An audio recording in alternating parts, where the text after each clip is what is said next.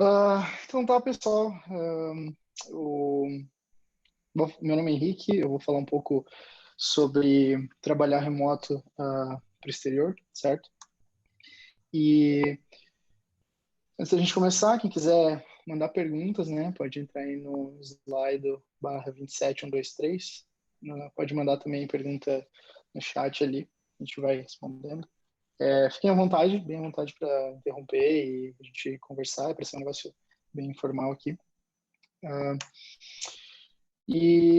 Bom, a motivação para essa talk eu quero compartilhar um pouco da minha experiência, né? Como é que foi o meu processo, que pode ajudar alguém que tá buscando também trabalhar remoto para fora, porque quando eu comecei com isso também tive que passar por várias burocracias, várias coisas, então acho que é legal compartilhar com o pessoal para tentar ajudar aí quem estiver na mesma busca, certo? Então, falando um pouquinho mais de motivação, né? Covid acelerou bastante a migração para o trabalho remoto, né? Então, já tinha bastante gente que trabalhava remoto, mas agora todo mundo foi forçado, né? Inclusive, tem pessoas aqui na call que trabalhavam presencialmente e eu sei que a empresa não aceitava o trabalho remoto e, de repente, de um dia para o outro, todo mundo foi meio que forçado a trabalhar remoto e as empresas viram que funciona, né? Então, as organizações, e aqui falando não apenas de empresas, né, mas também governos, qualquer tipo de organização, começaram a se dar conta de que o trabalho remoto é uma coisa possível e que reduz bastante também custos, né? Então, a gente vai pensar por exemplo, em Banco do Brasil, que devolveu muita agência, então muita coisa está sendo reestruturada agora. E as pessoas também estão se dando conta de que dá para trabalhar para fora, né? Não só para dentro do país. E por uma série de motivos, né? Seja para aumentar a receita ali com uma diferença do câmbio, seja para praticar uma outra língua, networking, né? Sempre bom. O meu caso especificamente foi muito bom porque eu estava na faculdade, ainda estou terminando agora, então eu faço engenharia de computação na URGS, que é um curso diurno, então era bem complicado conciliar estágio, trabalho com a graduação e, né, qualquer que seja o motivo, acho que é sempre válido experimentar novas coisas, né? Então, contar um pouquinho de como que eu cheguei até o meu trabalho remoto atual, né? Então, eu comecei a programar ali em 2009, tá? E comecei isso no técnico, então eu fiz 2 anos de técnico, 2009 e 2010. Daí depois, em 2011, eu já comecei a trabalhar com programação. Isso que é essencial, né? Dominar a língua. E no meu caso, eu tenho uma empresa e eu presto serviço para uma empresa dos Estados Unidos, então no meu caso a língua é o inglês. Eu participei do Apple Developer Academy 2015, 2016, que foi o que me introduziu no mundo iOS, né? Desde então estou nessa pegada, trabalhando com tecnologias Apple. Durante esse tempo todo, eu trabalhei em projetos próprios, o famoso side project, né? Tive alguns clientes aqui. Então, esse processo de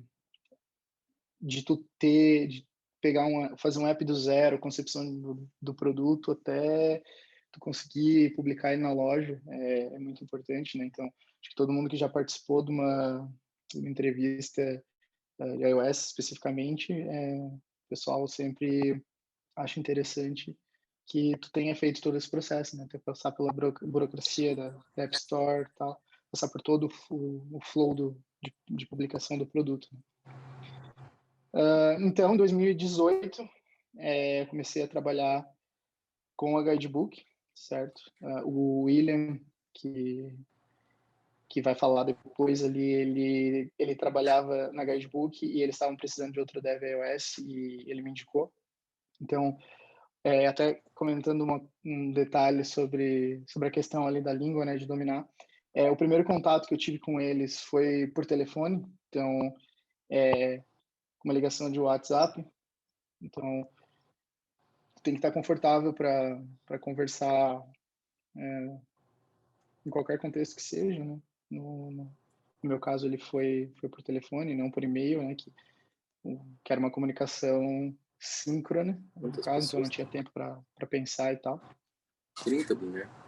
E depois, acho que dá para falar um pouco sobre Em onde 30, encontrar trabalho remoto. 30 pessoas. É, No, acho que alguém está desmutado aí. Então, continuando. Onde encontrar trabalho remoto. Eu separei alguns clássicos aqui, né? O Remote Work, tem o remote.com também, o Stack Overflow Jobs. E eu achei o Remote Work e o Stack Overflow juntos, porque eles têm uma abordagem um pouco diferente da TopTal, né?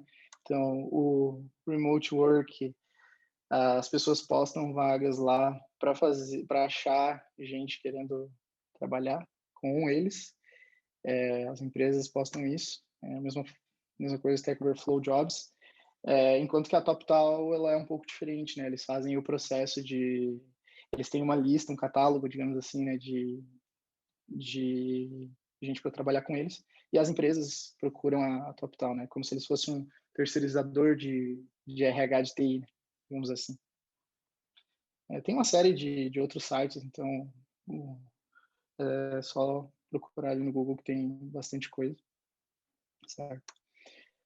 E agora eu queria falar um pouco sobre as burocracias, né? Porque quando eu fui começar isso tudo, foi um processo complicado. No meu caso, especificamente, eu comecei trabalhando como pessoa física, eu tinha um contrato pessoa física com a empresa lá nos Estados Unidos. Depois eu decidi também por abrir uma empresa e também porque me dá a possibilidade de prestar serviço também para clientes aqui no Brasil e tal, e manter coisas separadas, né? Pessoa física e pessoa jurídica. Então, o que vai envolver o processo ali de abrir uma pessoa jurídica, né? Vai ter que decidir porte, certo? Baseado em faturamento e você vai ter que ver no contrato como é que vai ser teu valor hora, enfim, isso. Qual tipo de empresa que vai decidir abrir, cada uma com suas particularidades. Qual sistema de tributação que tu vai utilizar, certo? Regime de apuração. Resumo, achem um contador e peçam para ele fazer isso para vocês, tá? O meu exemplo específico, a empresa que eu tenho hoje, ela é uma microempresa limitada, sistema de tributação do Simples e com um regime de apuração de competência, tá? Eu utilizo o serviço do pessoal do Conta Já, eles são de Minas, certo? Então, hoje eu pago R$ 99, se não me engano, e mensal, e eles cuidam de todo o processo contábil ali para mim. Então, segundo passo, né, abrir uma conta PJ, e isso é muito importante, né, para a gente evitar o problema de confusão de patrimônio, que é definido nessa Lei 13.874 aí. Eu utilizo o Banco Inter, certo? E não é a conta MEI, que é a mais comum, né? É a conta Pro deles, PJ. E escolher um serviço de câmbio, certo? Aí vai muito do que cada um acha melhor. Eu utilizo o serviço do Banco Inter, porque já é onde eu tenho a conta e dessa forma eu não preciso passar nada pela minha PF. Por exemplo, se eu fosse usar, sei lá, um serviço como o Husky, se eu tivesse na minha PF lá, por exemplo, teria dinheiro cair lá para eles na minha conta PF, eu teria que mandar para a empresa, enfim. Então, eu faço todo o processo pelo Banco Inter mesmo. E o Banco Inter, ou como é que funciona o processo de câmbio? Eles geram tu ganha uma conta lá nos Estados Unidos, no meu caso, né? E a empresa lá fora ela vai fazer uma transferência normal. Isso aí vai cair lá na conta de lá, ele vai dar um dia, 2, vai cair aqui na conta lá para eles, eu vou receber um e-mail do Banco Inter falando que eu tenho uma remessa do exterior para receber. Eu disponibilizo o invoice, né, que eu mandei para eles, e então eles fazem o processo ali de conversão do câmbio, certo? Eu conversei com eles sobre quanto que eles cobram de spread, e a princípio é por volta até 5%, eles disseram. E eu acho que o motivo pelo qual eles usam esse até é porque eu acho que eles fazem o processo de câmbio pela mesa de operações deles. Tá? Então, a média eu peguei as médias dos meus últimos 4 recebimentos ali de remessa e ficou entre 2% e 3%. Tá? Então, é mais ou menos isso que vai ser pago para eles fazer esse serviço para a gente. Essa cotação aí, ela é baseada no campo comercial e a definição que eles usam é essa de tão mais próxima deste quanto maiores forem os valores, o que quer que isso queira dizer na cabeça deles, né? Então, guardem a informação de que até 5%. E no meu caso ali, né, como eu já disse, ele fica por volta de 3% de spread. Essa é a situação hoje da minha empresa no cadastro federal aqui. Então, a minha atividade econômica principal é desenvolvimento de programa de computador sob encomenda e uma série de atividades econômicas secundárias que giram em volta de desenvolvimento de software e tal. Como vocês podem ver ali no final, a natureza jurídica é uma sociedade empresária limitada, tá? Na época que eu abri a limitada, ela tinha que ter pelo menos 2 sócios. Hoje em dia já dá para abrir com um só. Teve uma legislação que mudou isso, acho que foi ano passado. Então fica a dica, quando forem abrir, já dá para abrir com um sócio apenas. E que a situação cadastral no município, né, no caso a minha empresa está aberta em Porto Alegre, e atividade principal também de desenvolvimento e licenciamento de programas de computador customizáveis e secundárias também relacionadas à computação no geral, né? Então, a situação que eu tenho hoje na empresa, que é uma limitada microempresa simples, enquadrada no anexo 4, com regime de apuração, aqui está errado no slide, por volta de 11%. Tá? Consultem o contador de vocês quando forem fazer. E por quê? Porque não é muito comum eles trabalharem com o tipo de serviço que a gente faz. Então, é bom esclarecer bem as coisas.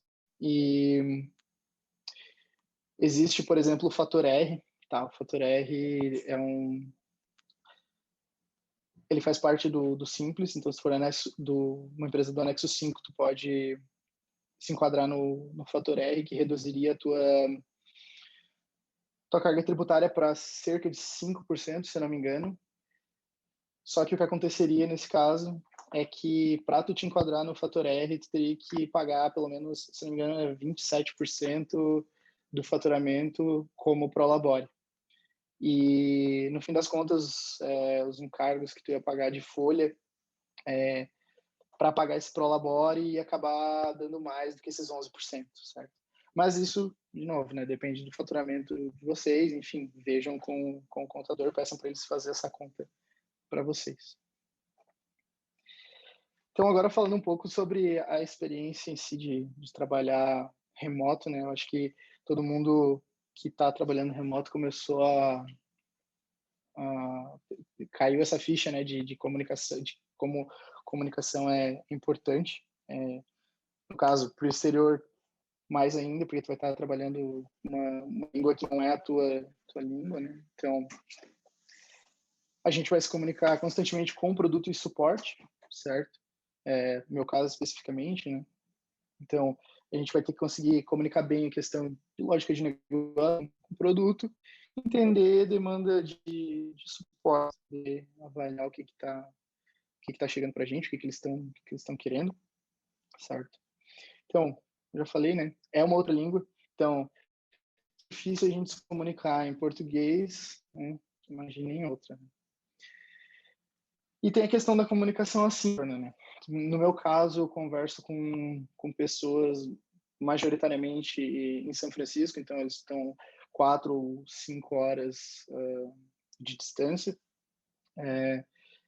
Então, eu costumo trabalhar de manhã e de tarde, então de manhã eu não tenho contato com eles, eu tenho de tarde e teria de noite. Então, sempre for mandar alguma mensagem, alguma coisa, tem essa questão do fuso horário, né?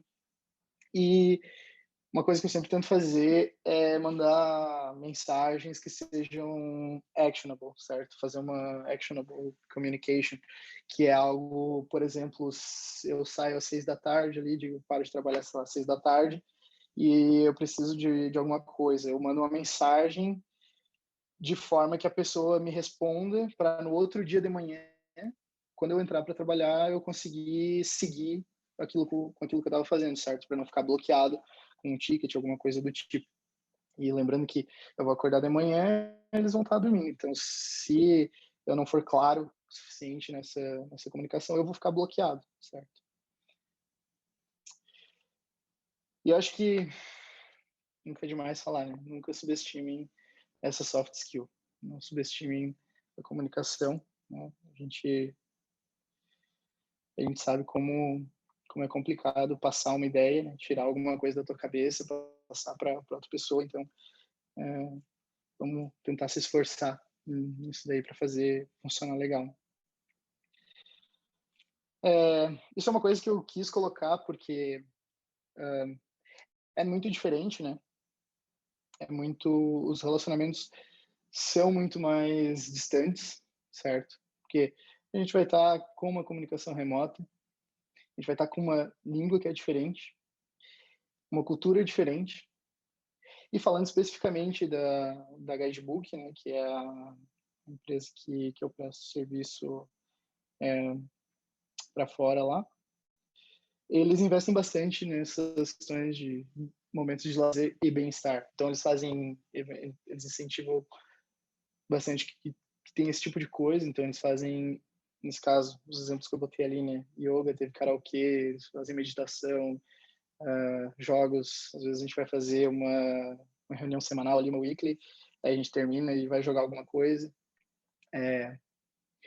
E foi interessante que quando a pandemia começou, todo o pessoal lá do escritório de São Francisco, né, todo mundo foi remoto e tal, e daí eles estavam comentando, né, como estavam se ajustando e tal, coisa. Eles falaram, que para mim não mudava muita coisa, porque eu já estava remoto e tal, e eles sempre comentavam como era uma questão de se ajustar e como tu fica mais distante das pessoas, né.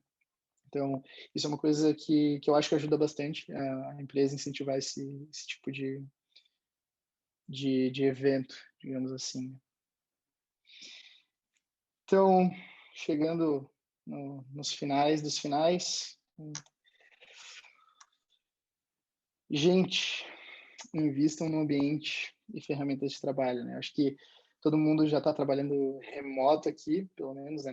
Isso não é específico para trabalhar para o exterior, mas acho que todo mundo que já comprou, comprou um monitor, viu como mudou a produtividade, comprou uma cadeira mais confortável, viu como tu consegue ficar muito mais tempo focado porque a cadeira não te incomoda, coisas desse tipo, sabe? Então, não economizem na coisa errada. Invistam no ambiente que vocês estão e nas ferramentas, inclusive em software, né? Então, falando um exemplo clássico, o Charles Proxy, né? Que é muito utilizado, sei lá, um Sketch da vida para quem mexe bastante com Sketch. Então, acho que vale investir. E a gente faz software também, né? Então, é importante. Acho que todo mundo quer ganhar um dinheiro com o seu software, então vamos pagar pelo trabalho dos outros também, né? Então, né, como eu comentei, monitor, cadeira, apoio para os pés, mouse, teclado, o que for, não deixem de investir. Ambiente climatizado. Eu odeio passar calor, não sei vocês, mas tenham um ambiente climatizado, né, que é outra vida. Invistam no software, tenham tenha um ambiente de desenvolvimento que seja fácil de trabalhar. Não vamos tentar ficar pirateando as coisas, mudando a data do computador para tentar burlar a licença e coisas desse tipo.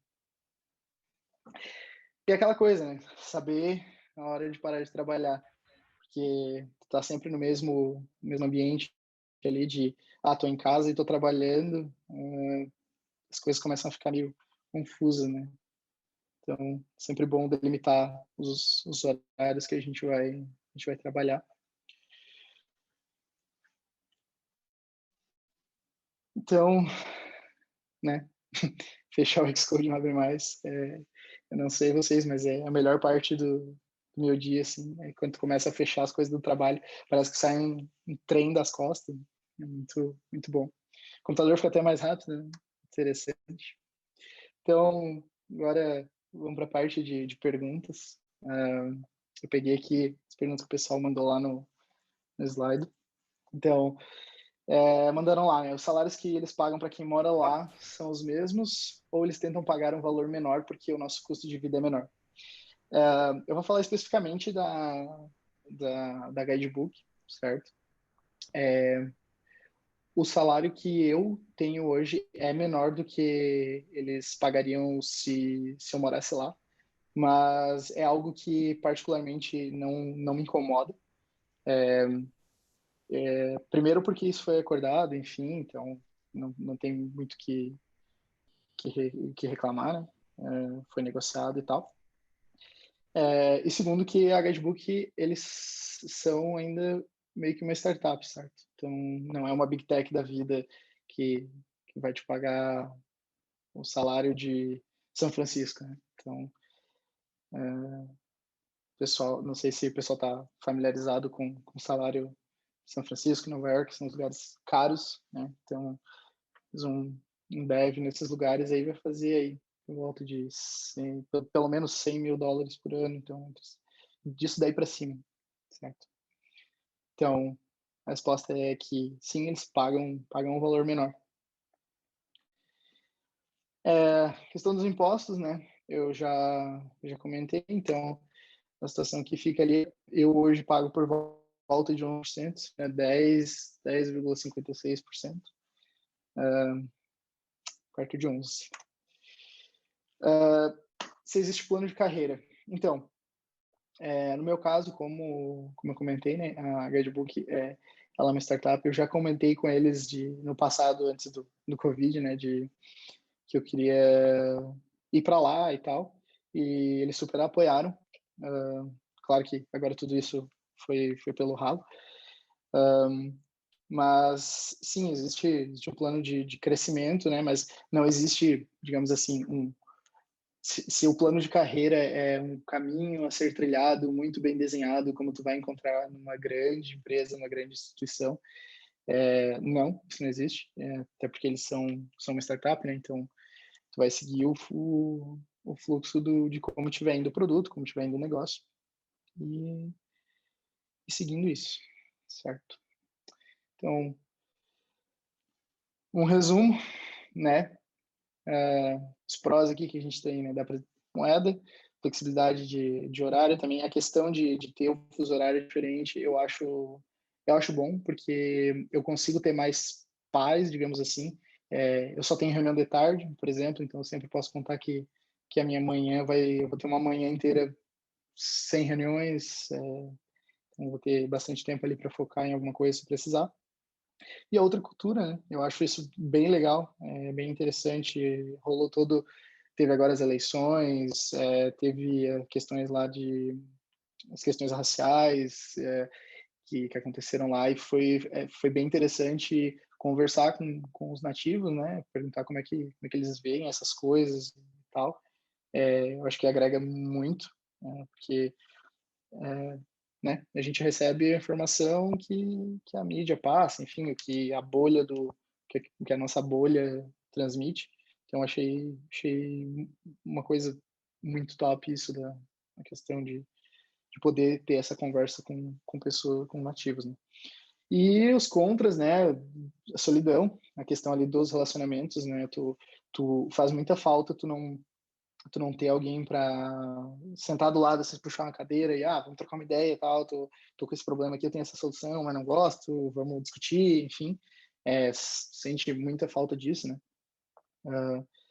Essa vida social, né? Eu acho que se você, quem está trabalhando remoto aí, creio que todo mundo, né? E eu não sei se vocês têm parceiros, enfim, mas no meu caso, por exemplo, a minha namorada, ela não trabalha remoto, então eu fico o dia inteiro em casa, ela fica o dia inteiro fora, daí a hora que ela chega em casa, ela quer ficar de boa e eu quero fazer alguma coisa, né? Tipo, quero socializar, enfim, coisas desse tipo, né? Então, acaba que a gente tem que trabalhar a vida social no nosso suposto horário de lazer, né? Então, isso é uma coisa que é complicado. E também tem a questão de outra cultura também ser um contra, né? Tem o lado positivo ali, né? A gente poder conversar com o nativo e adquirir conhecimento, pegar a visão de alguém que está vivendo isso. Mas também é outra cultura, então tem que cuidar muito como fala as coisas, é a questão da comunicação, né? Tu tem que se fazer entender. Eu nunca tive nenhum problema de misunderstanding, assim, de ficar um clima chato com alguma coisa, mas é bem possível. Na verdade, teve uma coisa muito engraçada. Eu fui rir com kkkk, e daí eu acabei rindo com 3K, né? E foi bad. Tipo, o pessoal ficou, o quê? What? Daí, né, tive que explicar que a gente ri com kkks. Mas acaba que no fim acaba sendo uma coisa legal. Então, isso aí que eu tinha para compartilhar com vocês. Quem quiser me seguir aí nas redes para a gente fazer um networking, tá aí minhas redes, pode procurar no LinkedIn Henrique Valcanaia e no Twitter e no Instagram Rico Valcanaia. É isso aí, pessoal. E estou aberto aí para perguntas, ou se alguém quiser compartilhar alguma história também. Tamo aí. Muito obrigado. Valeu, Henrique. Já tem uma pergunta lá no slide, se quiser olhar lá.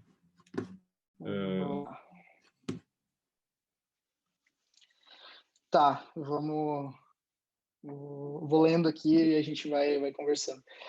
Como é feito o ajuste do salário? Anualmente no contrato? Então, o meu caso especificamente, eu posso pedir para reajustar a qualquer momento, né? É uma questão de negociar. A última vez que eu renegociei foi dezembro de 2019, bem ali antes de começar o Covid, né? Então, o meu contrato especificamente ele não tem data de validade, ele é tipo, eu tenho um limite, eu posso trabalhar, se não me engano, 40 horas por semana, isso, 40 horas semanais, ele renova automaticamente até uma das partes decidir romper o contrato, e daí, se não me engano, tem um mês para dar o aviso e tal. Bem semelhante com o que a gente teria aqui com uma CLT, por exemplo. Trabalha, a outra pergunta agora, né? Trabalha como contrato com valor fixo mensal ou como freelance por hora? Então, o meu contrato especificamente, ele tem um valor hora, certo?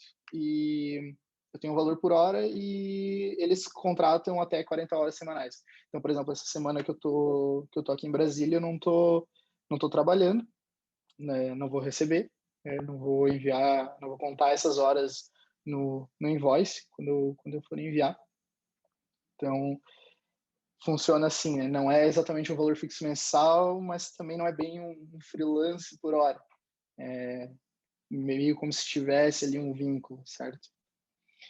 Deixa eu ir arquivando aqui as perguntas. Vamos lá. Em relação a benefícios e vínculo empregatício, o trabalho para o exterior funciona como um PJ no Brasil ou tem alguma diferença? É exatamente a mesma coisa. Tu não tem nenhum benefício e nenhum vínculo. É completamente independente, até porque tu tá prestando o serviço como uma empresa. Então, o que tiver no contrato é o que manda. Pessoal, não sei quem é que está fazendo as perguntas, porque tá vindo anônimo, né? Mas se quem perguntou aí, se se tiver mais alguma coisa para complementar na pergunta, fica à vontade aí para abrir o microfone e falar. Vamos lá para mais uma. Qual a estabilidade de trabalhar para o exterior? Como funciona o imposto para dinheiro recebido do exterior e qual porcentagem fica de imposto? Tá, então, primeiro, qual é a estabilidade? Não tem estabilidade, como uma empresa, a hora que o dia que os caras acordarem insatisfeitos ou, sei lá, acordar com o pé esquerdo e quiser cancelar o contrato, eles vão cancelar o contrato. Então, zero estabilidade. Mas, assim, claro que tu vai saber medir a febre ali como tu estiver te relacionando com a empresa, né? No meu caso ali, eu sei que eles não vão chegar do nada e cancelar o contrato, porque eles têm produto rodando, não dá para largar tudo. E o time iOS é só eu e mais outra pessoa, então, tipo, se cortar um dos contratos, já vai reduzir o time pela metade. Então, eles não tem como eles fazer isso, certo? Sem a empresa desandar. Segunda parte da pergunta é como funciona o imposto para dinheiro recebido do exterior. Então, acho que eu posso falar mais alguns detalhes sobre isso, né? Primeiro, o Inter agora ele só está aceitando remessas a partir de $5.000. Então, se for menos que isso, eles devolvem e te cobram uma taxa de $50.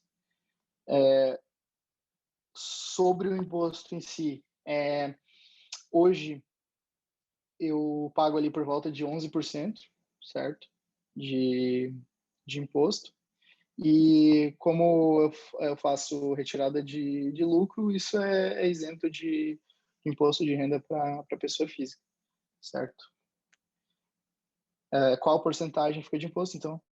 11% ali, 10,5%. Eu sempre arredondo para 11 quando eu vou receber, porque daí sempre tenho certeza que vai sobrar ali para pagar a DAS no final do mês, que é a guia do Simples Nacional.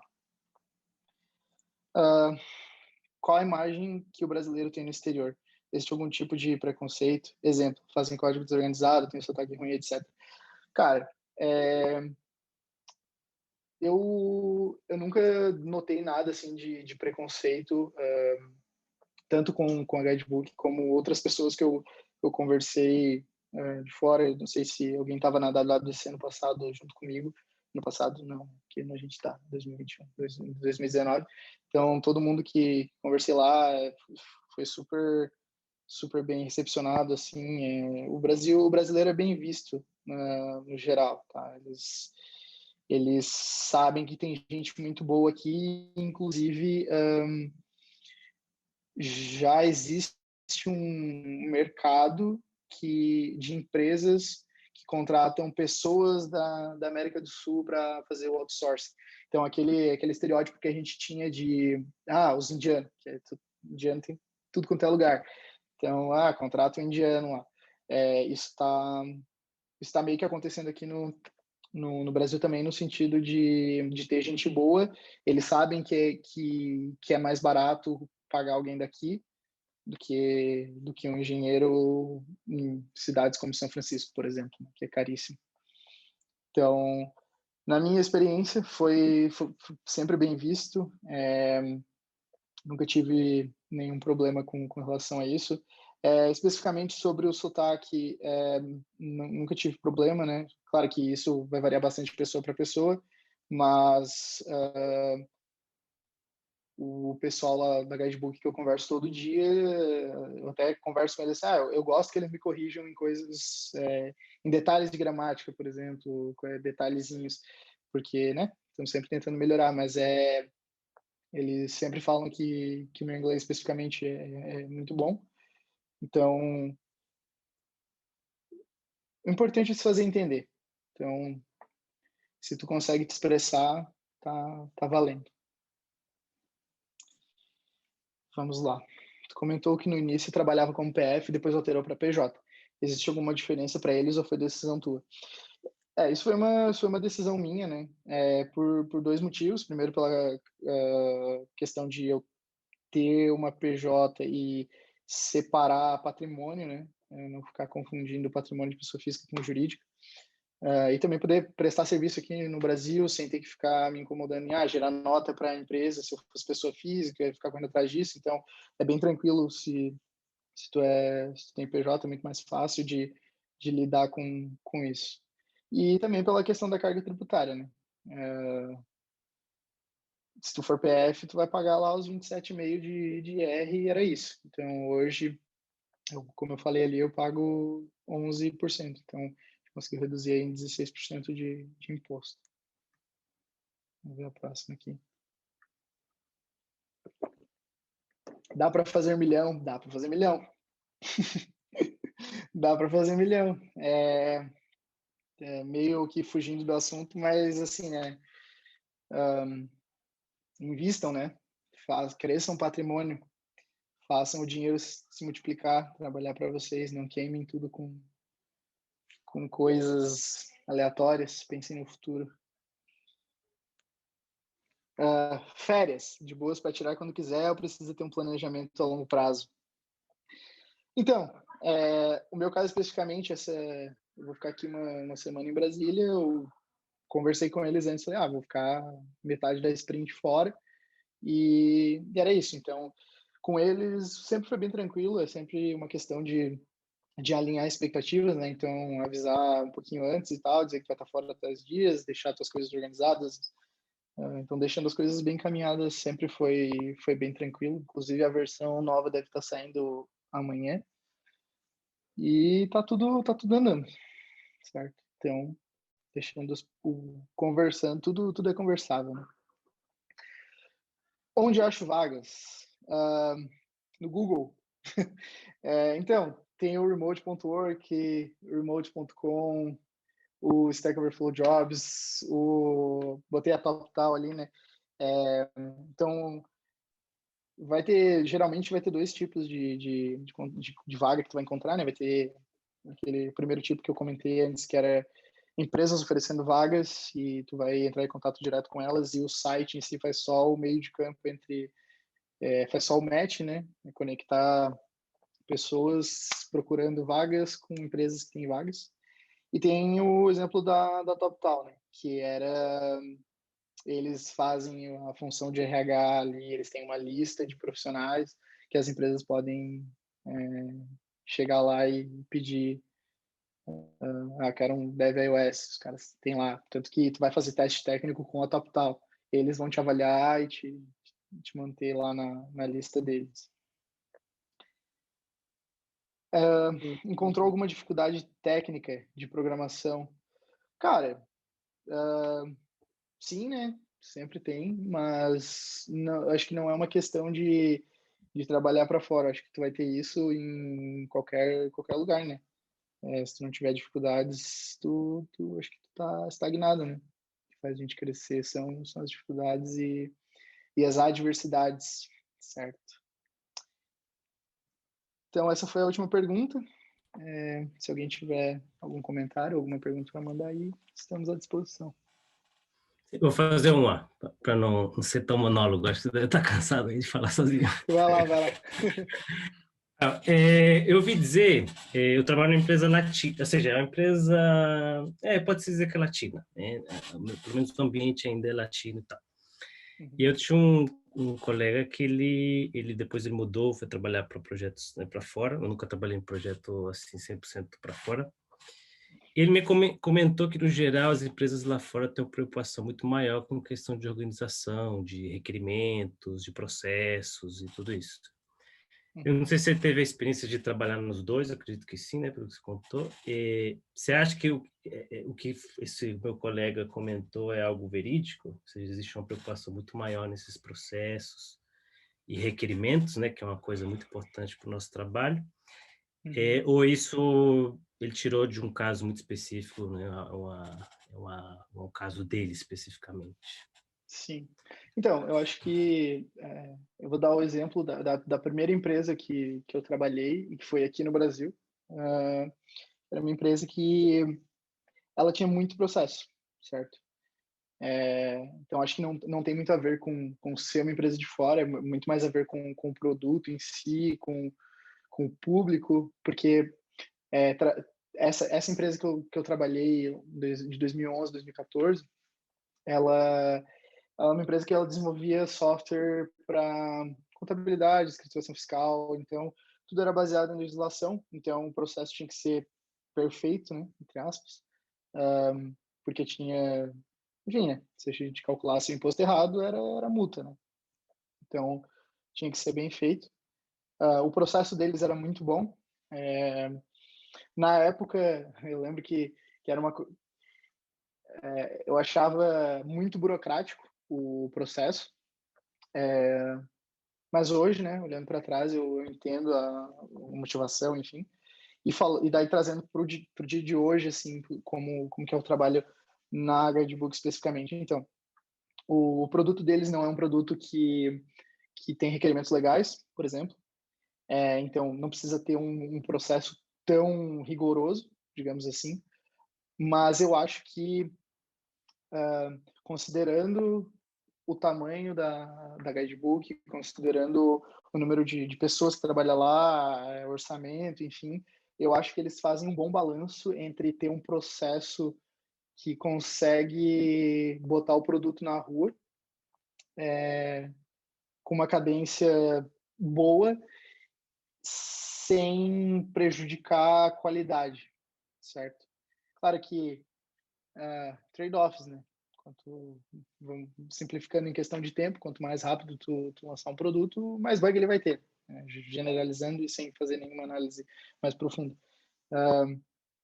Então, eu acho que eu já trabalhei em projetos que eram como freelance mesmo, que tinha zero processo, certo? Então, tem que fazer o app.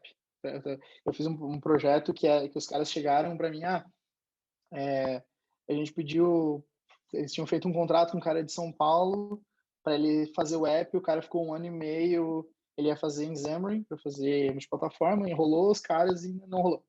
E daí a empresa chegou para mim e eu disse, a gente precisa do app pronto em 1 mês. Daí eles iam fazer nativo, porque daí, beleza, a gente faz só o iOS, depois faz o Android, enfim, né, no roadmap de produto deles ia dar certo.